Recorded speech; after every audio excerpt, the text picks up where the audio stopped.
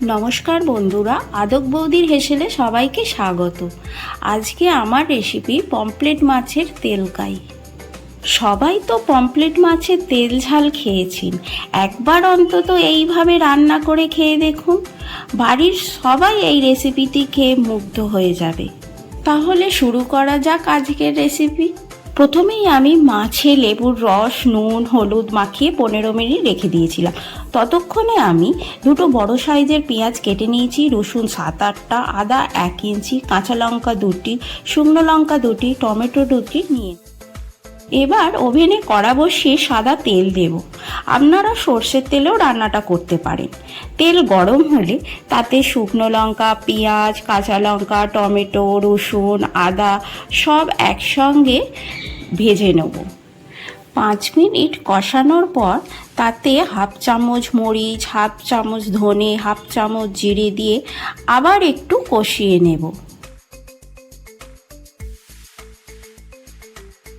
ভাজা মশলাগুলো একটু ঠান্ডা হলে এইগুলো একটি মিক্সিতে বেটে নেব।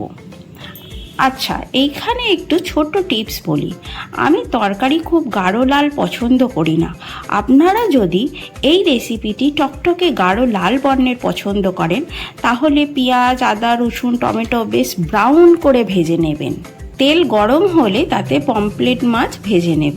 মাছ ভাজার তেলেই 1 চামচ চিনি দেব। চিনি ক্যালামাইন হয়ে গেলে তাতে কাঁচা লঙ্কা, কালো জিরে ফোড়ন দেব। সুন্দর গন্ধ উঠলে বেটে রাখা মশলা দিয়ে কিছুক্ষণ কষাবো। এবার কাশ্মীরি লঙ্কা 1 চামচ, হলুদ 1.5 চামচ, নুন প্রয়োজন মতো দেব। ধনেপাতা 1 মুঠো মতো দেব। গরম মশলা হাফ চামচ দেব এবং ভালো করে আবার কষাবো। গ্রেভি থেকে তেল বের হলে গরম জল দেব। এবারে কড়ায় মাছগুলো তুলে দিয়ে আর একটু ফুটিয়ে নেব এবং ঢাকা দিয়ে 5 মিনিট রেখে দেব। পমফ্রেট মাছের তেল ঝাল আমার রেডি। এবার গরম ভাতের সঙ্গে পরিবেশন করব। এই রেসিপিটি আপনাদের কেমন লাগলো জানাবেন।